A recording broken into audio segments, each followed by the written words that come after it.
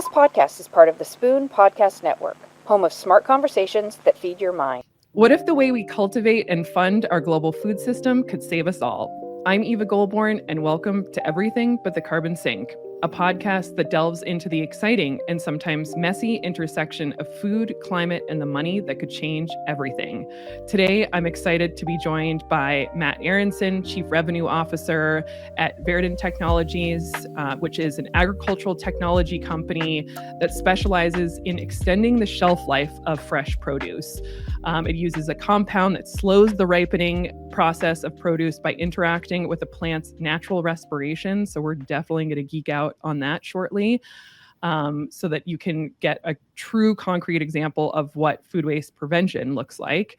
Matt has spent the last decade working in the domain of rethinking the way we handle food for a more sustainable future, which we'll hear more about. And today he'll be sharing more about how risk aversion is the thing that holds us back from faster food systems transformation and progress. So Matt, welcome to the show, my friend. Thanks for being here. Thank you for having me, Eva. It's I've been a long time fan of you, your work, and more recently the podcast. So get to participate is kind of a cool full circle moment, I guess. Thank you. Yeah. That makes us feel so legit over here. I want to start with you and your journey, because you've actually been in this type of food loss and waste work for quite a bit of time. So I'd love to hear a little bit more about you, your role at Verdant, what you guys do over there, and a little bit about sort of your continued work that you've done previously to this. Since compared to many, you're kind of a bit of an OG in this space. It does kind of feel like that. I think it's a good place to start. And maybe I'll start by saying, if you would have told me 11 years ago that I would have, dropped out of grad school, I'd be through a couple ag tech startups, I'd not be living on a vegetable farm. Like, I don't know what I would have believed less, but those are all true. So here we are. I'm surrounded by fruit and vegetables all day, every day, but I can't escape it. My journey, I'll spare all the gory details, but like my background, my kind of formal schooling was in engineering. And so for me, and for all us engineers out there, it's just like problem solving, like totally obsessed with problem solving, breaking down complex problems, test and learn, data driven. And I was sitting there, in grad school, really knowing nothing about the food system, certainly the fresh supply chain outside of like maybe what I saw in a grocery store occasionally. And had the opportunity to kind of jump ship from grad school, kind of at the very tail end.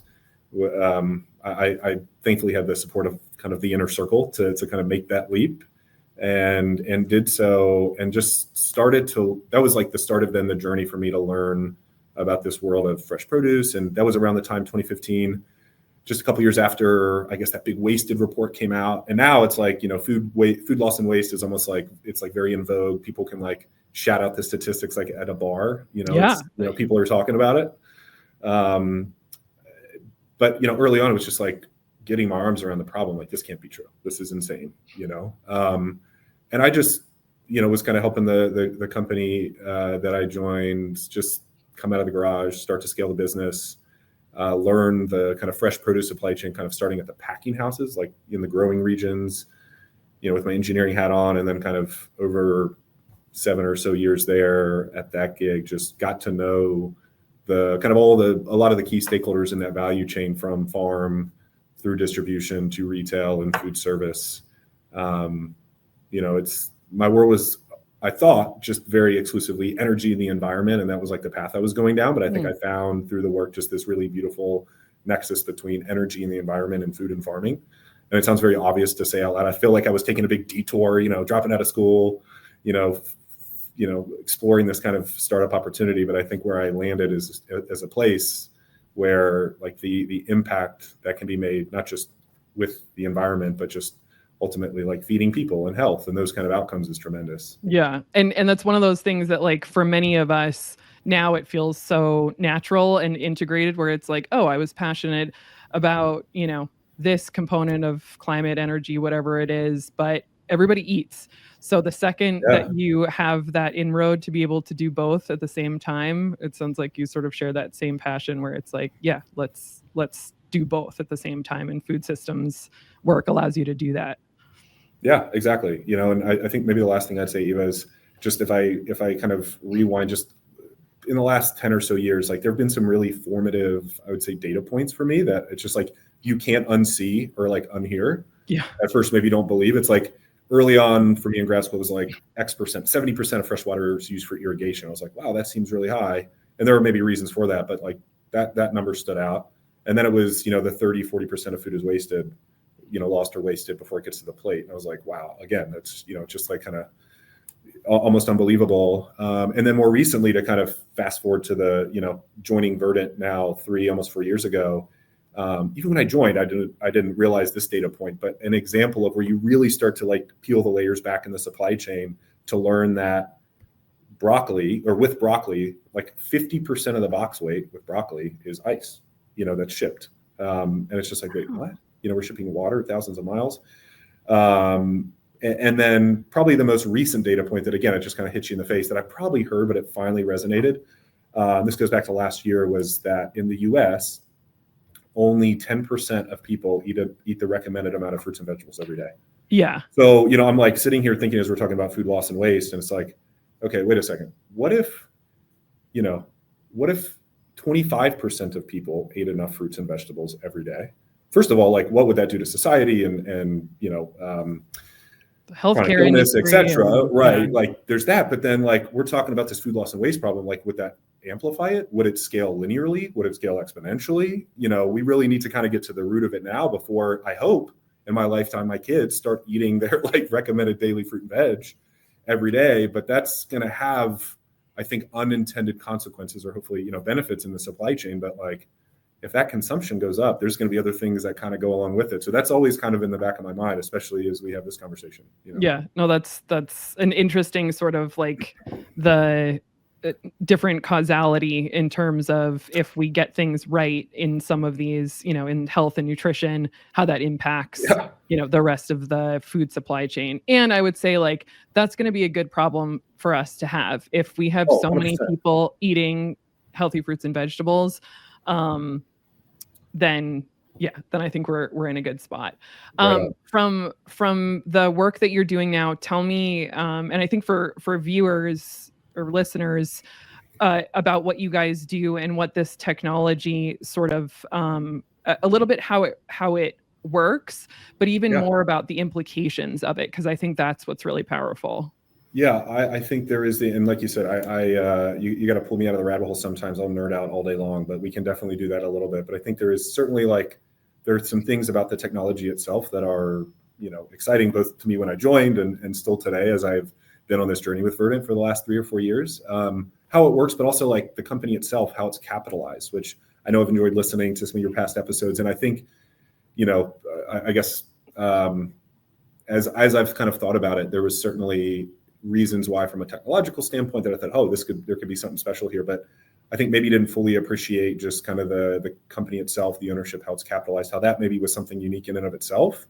I'm again reflecting on that now, but to start at that, at least for me, the beginning of the Verdant journey, that was 2021. So again, it's coming up on 4 years, which is crazy. Startup years, I always say, are like dog years or something. Yeah. Right? Like time flies.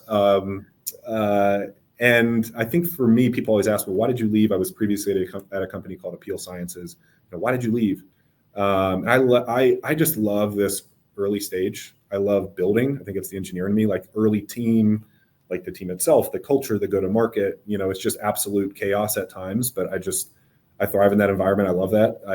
I've got a very supportive wife who allows me to do that. God bless her, man. Yeah, God bless her. Yeah, seriously. Hope she's listening at some point here. Shout out. So my heart was really sort of at that stage, like going back to that, like just in and of itself, that early stage, but also then certainly applying some learnings, like still being in the same space and that whole like test and learn kind of approach or philosophy. What worked, what didn't. So just a really cool opportunity, kind of like unfinished business in the space. I think also importantly for me, like personally or professionally, is like coming into an organization wearing a different hat. I was kind of previously came in as like the technical guy, and now I was kind of like the commercial guy.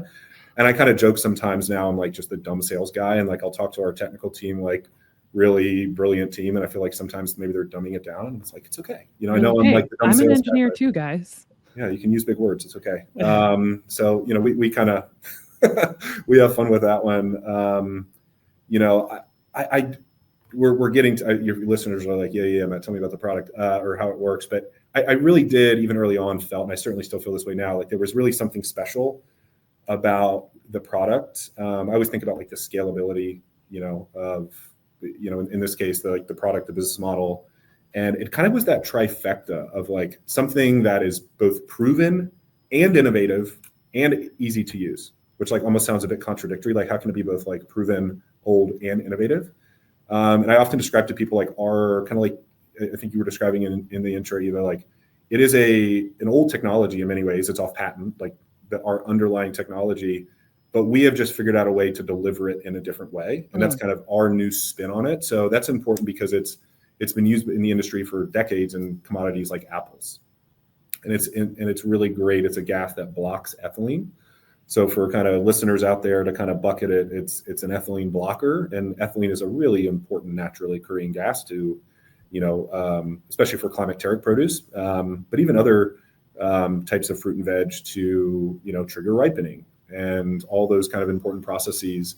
But it can also kind of accelerate then the ultimate spoilage and have implications to shelf life. So by blocking ethylene, not totally, but and that's the other kind of piece to our product that's unique. It's how do we take this old technology, this gas, and instead of using a big room, how can we actually apply it on a sheet, like print a gas on a sheet or print a gas on a substrate, really any substrate. If you want to talk like general technological platform, like print a gas on a substrate, in this case, this particular gas on this perforated paper towel roll, basically tear a sheet off, put it in the box. So it's like a very easy in-box application, number one. And then that's the easy to use. And then it's a slow release, which is really important for certain commodities. So you give it the kind of low and slow treatment. So it still ripens up and it still allows the consumer to have that great experience. It's like that really fine line. And so again, that's where a lot of the scientists who, before I ever joined, figured that out.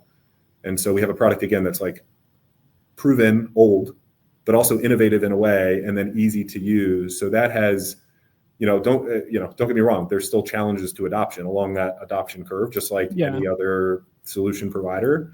But I think that at least gives us a shot or a foot in the door to have a conversation and make that first step easy. And I think that's one of the things we talk about risk. Like, how do we like really de-risk that first step on that journey together with partners? Yeah. Thank you. And a few questions on that too. And thanks for sort of saying that on the ethylene gas too, because for some it's like, well, duh, of course. And then for the rest of us, it's like, wait, what are we talking about? So you're describing this as basically turning this gas into a sheet. And I'm glad you mentioned that too, because I wasn't sure. Sometimes it's like a spray. Sometimes it's an actual sort of like coating wax-based type of component. Right. So it's helpful for people to visualize too when we're talking about shelf life extension. It sounds like it's almost not even from the consumer perspective. It's like imperceptible because it's during the packing process. So there's no even engagement with it from the consumer side, if I'm understanding that correctly. Yeah, that's exactly right. Kind of very much like supply chain solution. And the nature of any of these, like, if you were to kind of keyword or tag, it's like a post-harvest solution. Yeah. So, and the nature of those types of solutions, is like the earlier you apply, the better, generally speaking. And so how do you insert it? And that's where some of the challenge comes, as seamlessly as possible in that packing process or harvesting process. And at that point, the gas releases from our sheet within a day or two, does its thing. Are there specific crops, like specific fruits or vegetables that are most optimized, like your product is most optimized to support? Yes. Generally, anything that's sensitive to ethylene is, I would say, generally a good candidate. But then there's other filters where you're like, well, maybe not this, but more that. So like broccoli, for example, we've done a lot of work, is highly sensitive to ethylene, but people don't always think of it because it's not a big ethylene producer. Like a tomato is like highly sensitive, but also a big producer.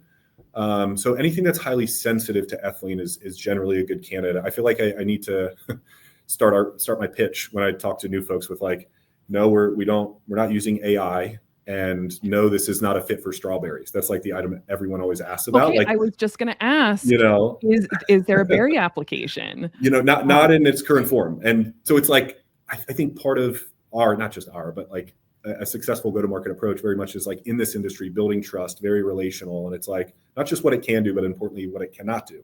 Yeah. Or where are those guardrails? And like, just right now, this does a great job of blocking ethylene, which is fantastic for certain stone fruit, think peaches, broccoli, cucumbers, like there even fresh cut flowers. That's a whole nother maybe topic, but anything that like, again, is sensitive to ethylene is potentially a good target.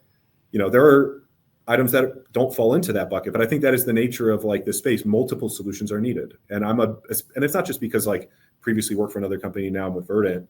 I think through that, but just in general, always been this believer in like a rising tide lifts all ships. And so as a space, we're trying to bring solutions to the market. What can we learn from each other? But also there's no one silver bullet, and that's just the nature of, and the beauty really of Mother Nature and produce, that there's not going to be that one size fits all. Yeah. That keeps us all on our toes. And don't get me started with different growing regions and varieties. And then it's like, oh my God, do we really have to fine tune this thing? So it's just constantly learning something new. It feels like every day. That'll be like our part two. Yeah. Sort of on that front too, I think it's important to help us understand, you've talked a little bit about risk and trust building. What is the sort of block or challenge in the adoption of this type of solution? What are some of the objections, that you're seeing, and who are the stakeholders that you're ultimately not only selling to, but that are actually like physically using, people who are working in these pack houses? Who are the different stakeholders, and where does that trust building need to come in when from somebody like my perspective, I'm thinking like, okay, you're the chief revenue officer for like the easiest product to sell then, because ultimately it, saves people money and time, and, and I'm sure the job is not that easy. Yeah. I guess the fact that I'm in this role, it says something about, there's work to do and things to figure out, or else if it was that easy, everyone would do it. I remember talking to some folks, in this food loss and waste space, how, just even some of their commentary, whether at the WWF or other organizations, just talking about how like, I hope I don't have a job basically in like 5 or 10 years. If I do my job right, like I hope I work myself out of a job, which I think is such an interesting perspective. Hopefully we solve this problem, at least like get it moving in the right direction. So stakeholders, just risk in general, kind of where does that, what are the kind of bottlenecks or obstacles we're dealing with? I think maybe the first thing I'd say, even like when I think about, and again, like you said, it's been kind of last decade or so in this space and food specifically, I think, it might surprise you a little bit for you to hear me say this, but like, I think fundamentally, for people to have trust in our food system, like I think a cautious approach, to new or change innovation is really imperative. So I think on the one hand, we'd love to see things go faster, and whether that's adoption or regulatory timelines, or, you'd love to see that go faster. But the flip side of that is, again, like as a society, for there to be that trust, I think it's really critical that there are those, checks or guardrails. So like, while in the moment it might seem like I might myself, my team, anyone in the space get frustrated, like, why doesn't this move faster? But like to bring something new, I think like fundamentally that is important. We're talking about food, not just some random widget or, some productivity, whatever. So I think that's fundamental. I think also like just general inertia, like there's different like risks. We can get into specifics on broccoli or like the stakeholders. That might be a good example. Just the inertia that I think like this notion of like, this is the way it's always been done, which maybe sounds a bit cliche, but even if a system isn't working optimally, like the certainty of it, and how it's always been done, often I feel like outweighs the unknown of something new. Yeah. And what's the incumbent in that example too for you? Is it just like literally like just cardboard boxes without something in it, or what is the process or technology that you're sort of in, where that inertia is that you're in competition with? That's actually a really good question, and I like the way you phrase it too. Like, what's the competition? oftentimes the competition is like the do nothing competitor. Okay. It's like sometimes you run into like technology X and ours can be a little bit more efficient or easier for them to handle or something. But, the harder one, if you ask me, is the do nothing. Yeah. Because then there's no benchmark, right? Or you're asking people to do something after doing nothing, and that activation energy cannot be underestimated. No doubt. So that is a real challenge. I think something else, and again, I can give the Broccoli example is it's very front of mind. We have a lot of great activity going on, but I think it also really paints the picture of like the stakeholders. It's like a very non-linear process. They're all involved, at some point in time or degree or fashion. But I think, when I think about conversations I've had with folks just over the last 10 years, not just the last 3 or 4, I think as solution providers, there's a real need or opportunity to do a better job of not just like, pitching really strongly the benefits and how this is going to like all the good that's going to happen when you adopt this, the money you're going to make. And that is really important. Like the hard dollars, that ROI, how does that stand up to the CFO when you talk to him or her? But yeah, I think it's less about, it's less about that, upside, but really like what is the downside or risk of loss? And how do we really, put ourselves in our customers' shoes? Like what I would say is like, you can't innovate in ag and food if you don't understand what people stand to lose, And so if that's like, if you're talking to a grower, generally speaking, they've got 40 chances to grow that crop in their life. And, you screw it up, they might lose the farm, or that brand, CPG, what have you, might lose their shelf space, or the retailer loses that consumer trust. So, and again, I'm looking at myself in the mirror when I say this, like, how do we as partners, if we desire to partner and bring a solution, recognizing the, that force of inertia, how do we bring to the table, not just like, here's a case study of where everything went right and the results are amazing, or here's all the benefits that could come with it. I've had conversations with folks where they really held my feet and our feet to the fire to say, like, what are the guardrails? Have you really pushed this to understand like that parameter space of like, when this doesn't work, like, what about cooling practices? Like, is that going to be an issue? Instead of like, I found this, like, if you kind of tiptoe this line and with the right moon phase, this worked. Like, obviously that's not exactly how the pitch goes, but you get the point that just, yes. What are those guardrails? Have you really kicked the tires on this? And I think in the spirit of partnership, that's really important. And again, putting ourselves in their shoes, like what do folks stand to lose? I think then, you stand a chance to, start to take that first step together as partners. Yeah.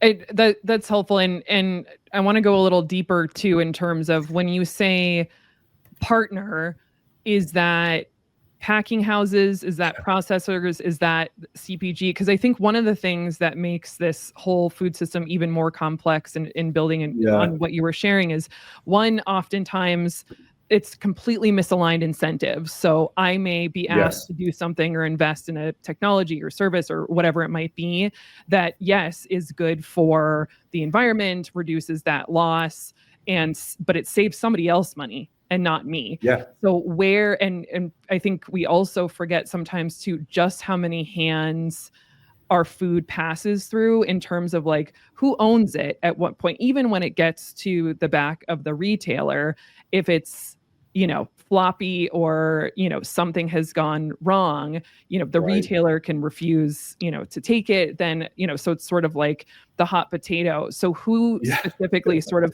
within that do you work with? Like, who owns the food at the part that you work with them on?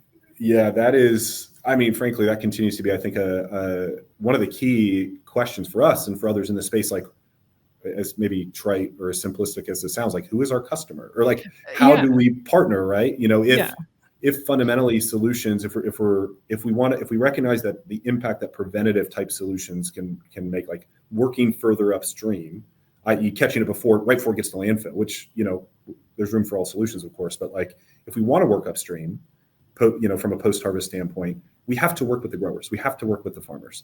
But to your point, like that benefit as it flows through, like, what would you do with more time is kind of that question that a lot of folks will ask, right? If you have a solution and it works and it can be applied, like, what would you do with more time? How would that allow you to rethink your supply chain? Well, again, more than likely, you got to apply it at the farm level, but there's going to be folks, stakeholders that are going to have interest in that and ideas all the way through. So again, I think broccoli is a really great example to kind of illustrate that. So for us, that journey started, 5+ years ago, just really working, with our product in the field with growers, just to kind of prove out. The idea was, can you take broccoli that's typically packed in ice and take the ice out and use our product to block ethylene and still deliver the same or better quality?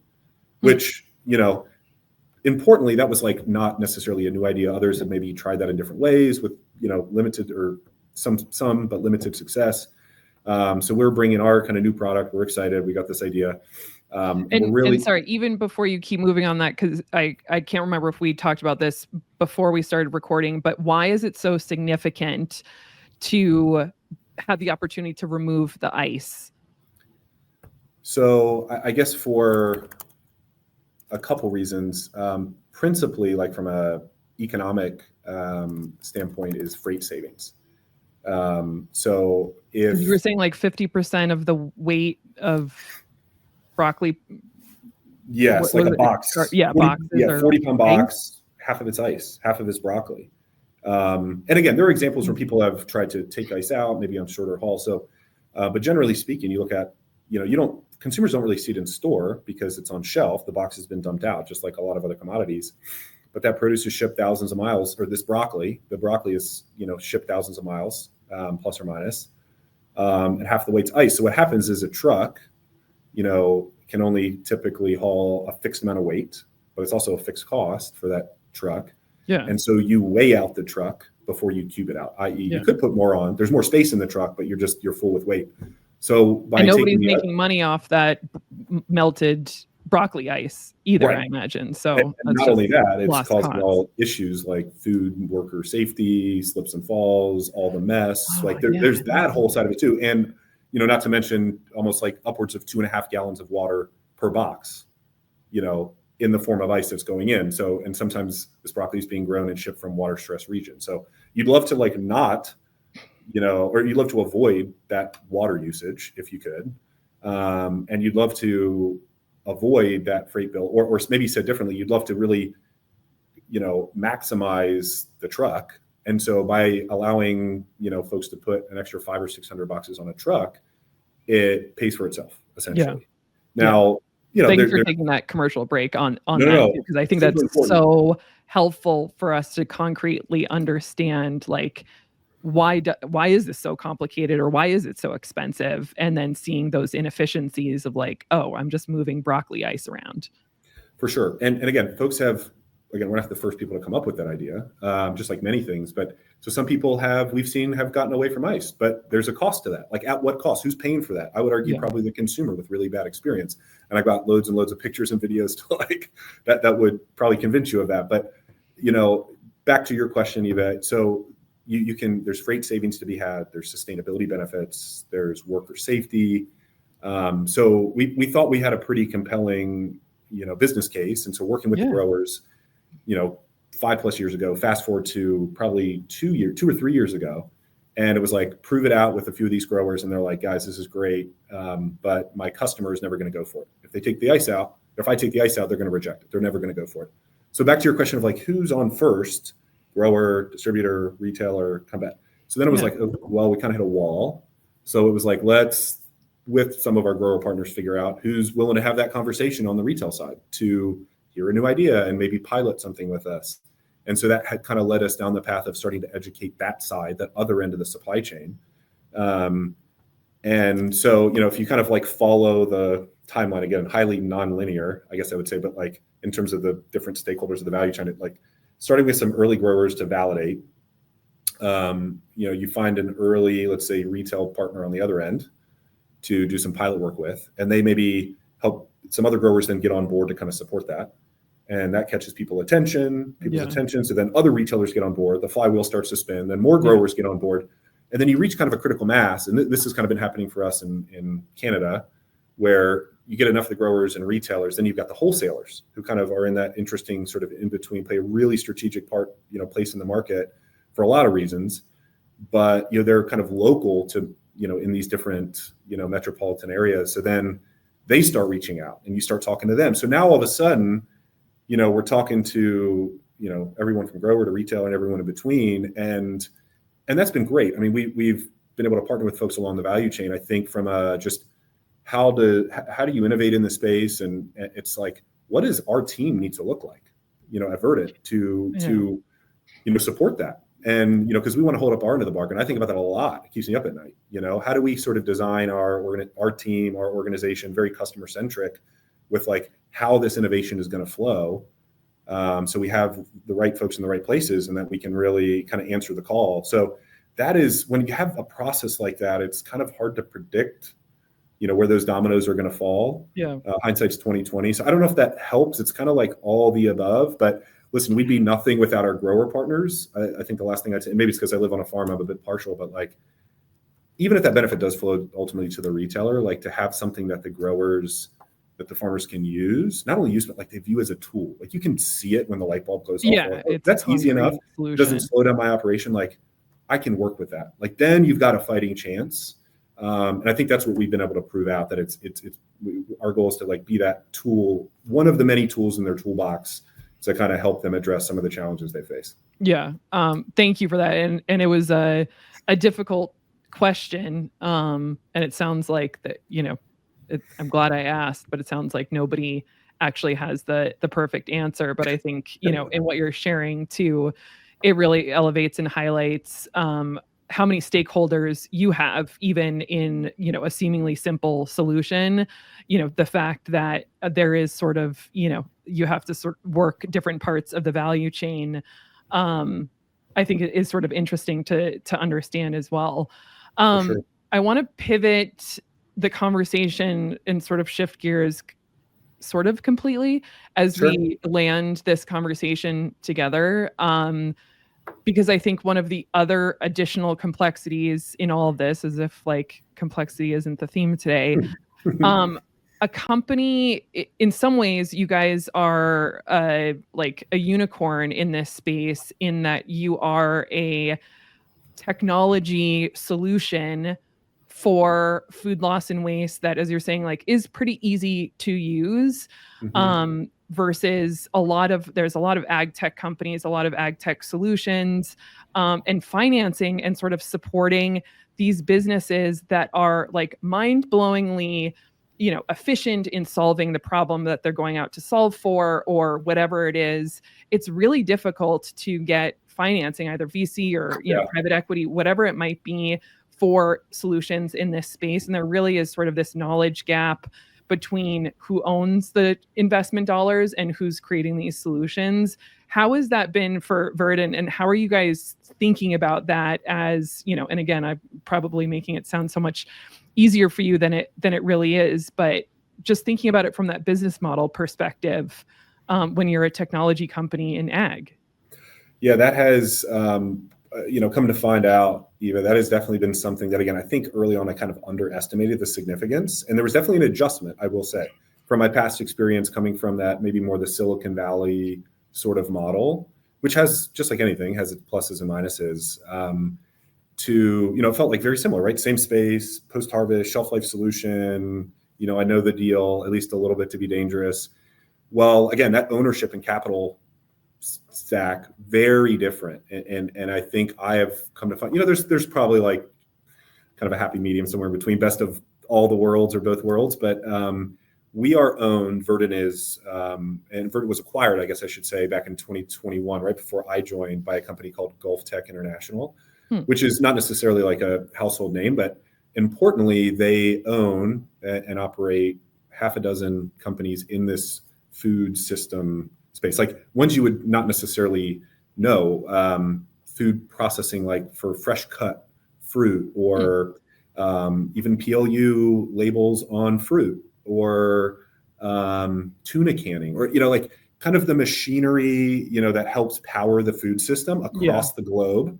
The least sexy solutions that are typically the most important. I know. And I think maybe it's just because I'm getting older, but I think increasingly like that, like the less sexy it is, maybe the more and more intrigued I am by the just simplicity or the practicality, or I don't know, whatever you want to call it. Again, I'm starting to show my age a little bit probably, but anyway, so we're coming into the fold with, with this Gulf Tech family and sister companies. And so I think that's had a lot of I found to be valuable in a few different ways.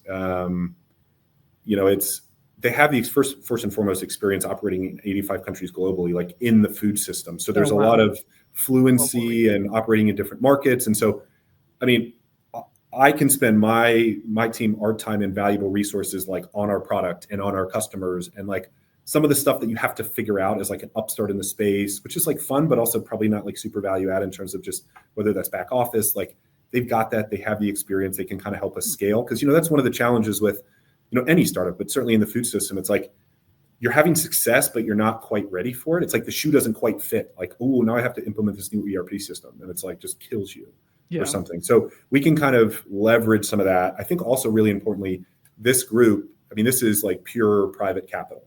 So the owner, it's like a handful of owners. And so I think what that means is they are, I would say, eminently, and they would tell you this, eminently more cautious than a VC. It's their own money, but also gives us the ability to take risk where we want and where we see is really strategic. So I love one of the founder of Gulf Tech, his name is Marty, and one of his sayings that just has been so empowering to me as we're talking about risk is the risk of success is failure. And, said in a way, by him and kind of passed down now, again, really empowering to me and my team, and really kind of embracing this like test and learn sort of mindset.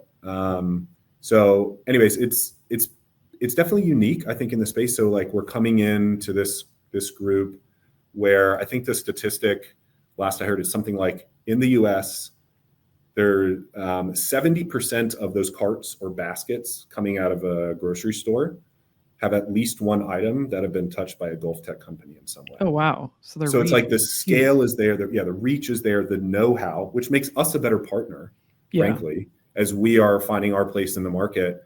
I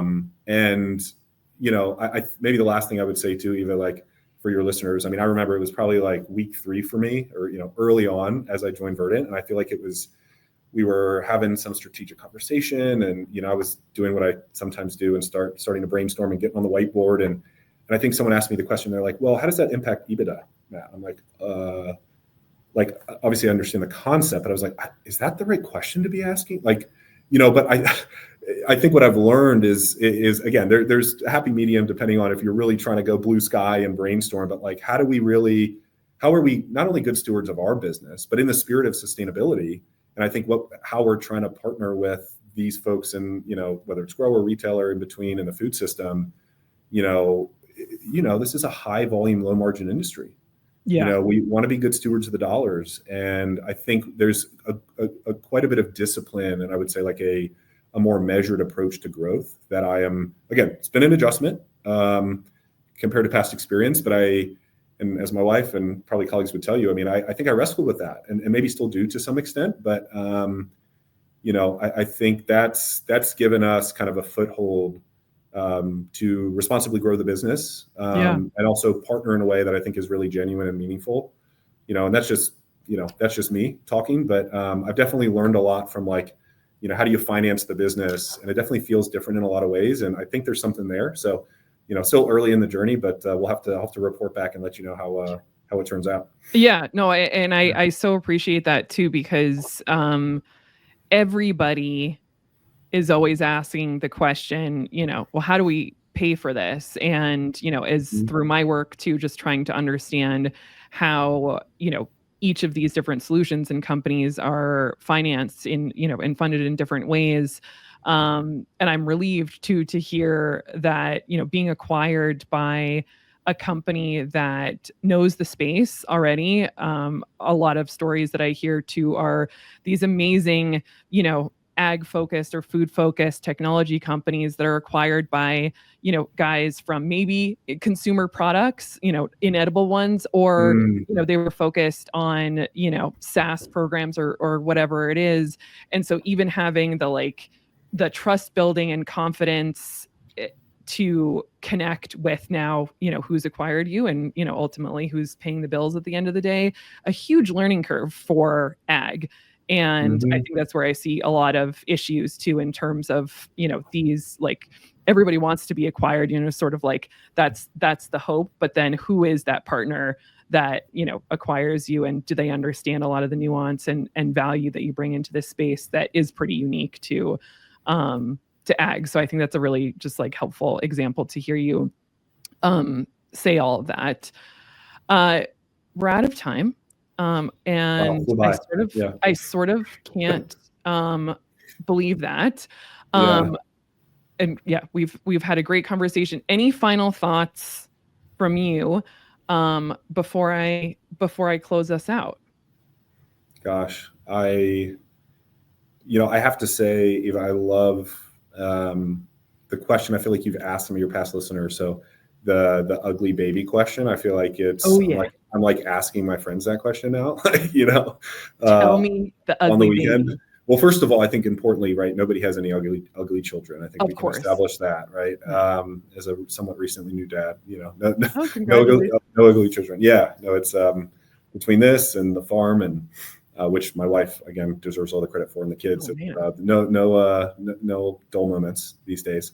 My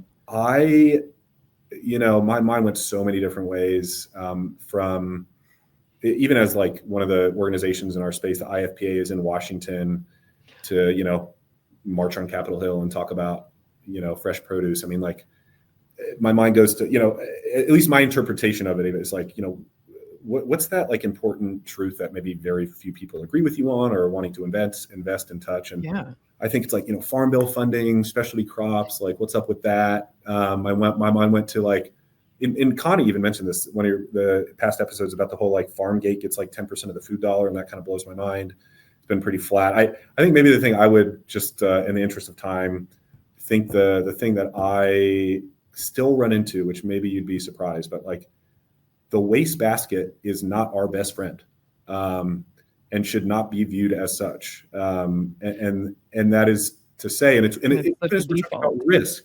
It's like short-term risk, at least perception of like, if I bring on a solution that's going to help extend the shelf life, well, then people are going to buy less because they're going to throw away less, and that's going to hurt my sales.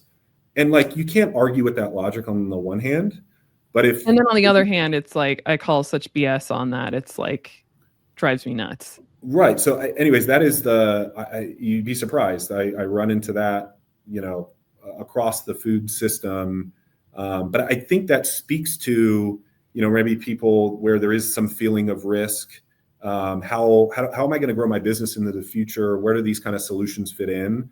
And ultimately, like, is quality and shelf life a place to bet, or kind of a winning strategy? And of course, I would say yes, especially as we try to, get more people eating more produce. So that the waste basket is my best friend. It's still I still struggle with that one.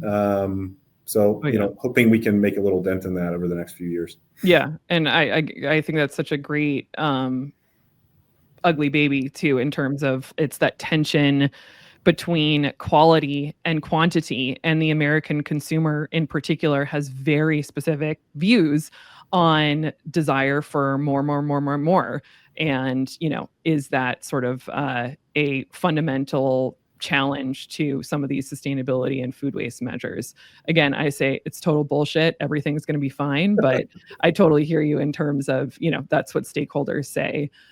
So Matt, thank you so much for an awesome conversation. I definitely hope we do a round two. Thank you to our listeners for joining for another episode of Everything But the Carbon Sink on the Spoon Network. I hope this discussion inspires you to think differently about the role we all play in transforming our food system. And if you enjoyed today's conversation, don't forget to subscribe wherever you listen to your podcasts and share with others who also care about building a sustainable food future. See you next time.